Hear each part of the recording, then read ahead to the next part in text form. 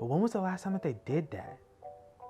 Like 140 is a lot. What's going on, Knicks Nation? Welcome back to the channel. If you're new here, this is the bare minimum, and I'm your boy Bryant Marcos. And on today's episode, we're gonna be talking about what went right against the Sacramento Kings, the huge game against the Pacers tonight, and is the battle for the point guard spot back on? So let's start off with the absolute thrashing of the Sacramento Kings on Thursday night. The Knicks were able to drop 140 points. That's right, you guys heard me right. 140 points. This was a season high for us and a huge momentum booster going into a weekend where we have a lot on the line. So how did we get there, Knicks Nation? I talked about the Knicks having to do two things to beat the Sacramento Kings. And the first was shooting well from behind the arc. And boy, oh boy, did they ever. The Knicks came out on fire in the first half, hitting 9 3-pointers. You know how many we hit in the last game? 11. 11 in the entire game. We finished the game with 19 threes and finished shooting a very efficient 52.8 from downtown. So the first box is checked off. But what did Emmanuel quickly do after I said he dropped 16 plus in the last episode? He went off in the first half and dropped 18. He'd finished the game with 25 points, 3 assists, and a board. With those two boxes checked off on my keys to winning the game, all that was left was the cherry on top. And that cherry came in the form of Alec Burks, who has been in a bit of a funk since he went on that injury list at the start of the season. He's had a couple of solid games, but nothing like the first 5 games where he was leading the Knicks in scoring. But in this one, Burks was just having fun in the splash zone, hitting 5 threes and finishing with 24 points, 19 of them coming in the fourth quarter. Overall though, the Knicks played some of the best basketball that they've played all season.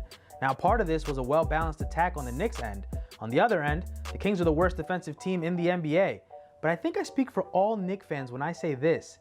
Derrick Rose was definitely the key to the New York Knicks opening up on the offensive end. Rose started off this game red hot, scoring his first 7 shots and finishing up the game with 18 points, 6 assists, and 3 rebounds. But it was the spacing and the chances that he gave players like Julius Randle, RJ Barrett, and Nerlens Noel. His ability to be a threat on the offensive side of things allowed the Kings to leave their assignments on multiple occasions throughout the game. This leads to more open shots, which if you guessed it, it leads to higher percentage ones too. A prime example of this was RJ scoring 12 points on 5 of 8 shooting from the field. And when RJ is shooting above 50%, the Knicks are 5-0. So what does that mean, Knicks Nation? It means that Derrick Rose has to be our starting point guard right now. That trial period where Tibbs was trying out Rose and IQ, it was nice until they couldn't score. But ultimately, this decision comes from Elfrid Payton's time of possession and his lack of creativity. Payton is a ball-dominant point guard, and if you guys didn't know, he actually ranks among the leaders in time of possession. That's with players like Kyrie Irving, Donovan Mitchell, and CP3. There's levels to this, guys. Now with Derrick Rose in that starting lineup, the New York Knicks' pace increased because he's always looking up on those fast break opportunities. Where Elfrid Payton, he likes that slow, methodical half-court game, which explains why we rank among the worst in points off turnovers. However, Knicks Nation, we have to look at the bigger picture here. This is a 3-step plan for us. With the injury to Elfrid Payton, it speeds us up into phase 2 with Derrick Rose, but eventually, that third phase will be Emmanuel quickly being our starting point guard. So let's hope that Elfrid Payton's hammy is a little bit on the tender side as we head into this huge weekend. The Knicks are welcoming the Indiana Pacers into the Garden tonight, and the magnitude of this game is off the charts. If you're a Knicks fan, you should be excited about this because remember when I said that there's teams in this league that are in the same position that we're in and we have to beat? This is one of them. The Knicks have split the first 2 meetings of the season with the Pacers. However, in this one, I expect a high playoff intensity.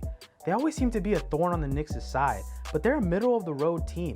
On one end, they score 113 points a game, but on the other, they give up 112, which reflects on their record, which is hovering around 500. Sound familiar? Both teams are similar across the board. So how do you beat a team like this? The Pacers come into this one on a loss last night playing against the Boston Celtics, where New York's very own Kemba Walker dropped 32 points on them. So they're gonna have tired legs and the Knicks have to jump on that advantage. The second is that the Knicks are going to have to rely on their calling card this season, the defense. Through the first half of the season, the New York Knicks have shown that Tibbs has a magical touch on that side of things. In the last matchup against the Pacers, the Knicks came up with huge steals in the fourth quarter to seal the win. They're gonna have to come up with that because I think this one is gonna be a close one. And finally, we have to go to the battle of the All-Stars in our matchup to watch. Julius Randle versus Domantas Sabonis.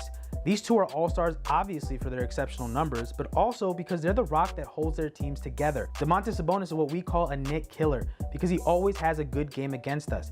He had 32 and 13 in the first game, and then the second dropped a 13 and 13 game. Julius Randle, on the other hand, well, he's had decent games against the Pacers.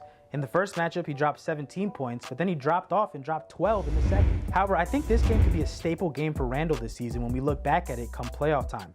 I also expect a big game from RJ Barrett, whose game looked a lot sharper playing alongside Derrick Rose. That's your bare minimum for the Knicks and Pacers. Please let me know in the comment section below what you guys think the Knicks should do to beat them.